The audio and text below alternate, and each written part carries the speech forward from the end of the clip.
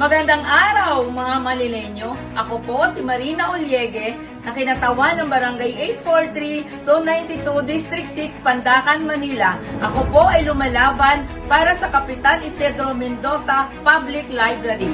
Ang piyesa nito ay hango sa diwa ng mga akda ni Genoveva Edrosa Matuto, isa sa mahalagang patinig ng panitikang Pilipino na naglalarawan ng kababaihang may payak na buhay, ngunit may pambihirang lakas ng loob.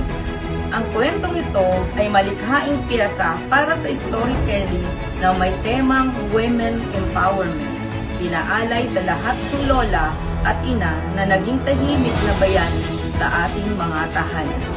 Si Aling Belen.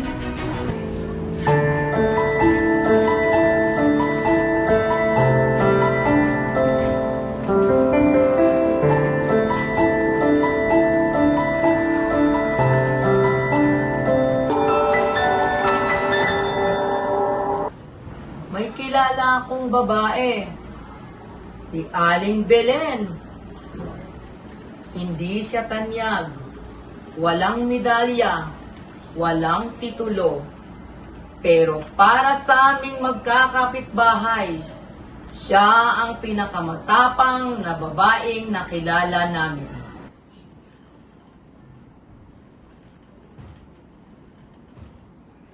Tuwing umaga, una siyang nagigising sa aming kalye.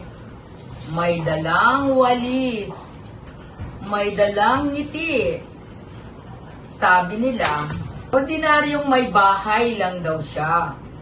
Pero ako, iba ang nakita ko. Nakita ko kung paano niya pinalaki ang 5 anak. Kahit maaga siyang nabalo, nakita ko kung paano siyang ngumiti. Kahit may utang, kahit may problema, doon ko natutuhan ang tapang, hindi laging maingay.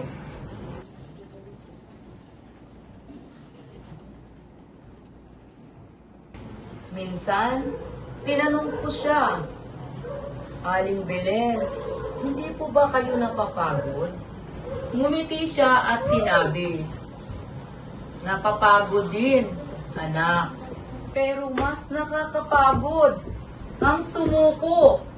Simpleng salita, pero dala-dala ko hanggang pagtanda. Ang babae pala, kahit pagod, marunong magpahinga. Pero hindi tumitigil mangarap. Ngayon, ako na ang nasa edad niya noon. Ako na ang tinatawag na lola. At naintindihan ko na si Aling Belen. Ang babae, hindi kailangang sumigaw para marinig.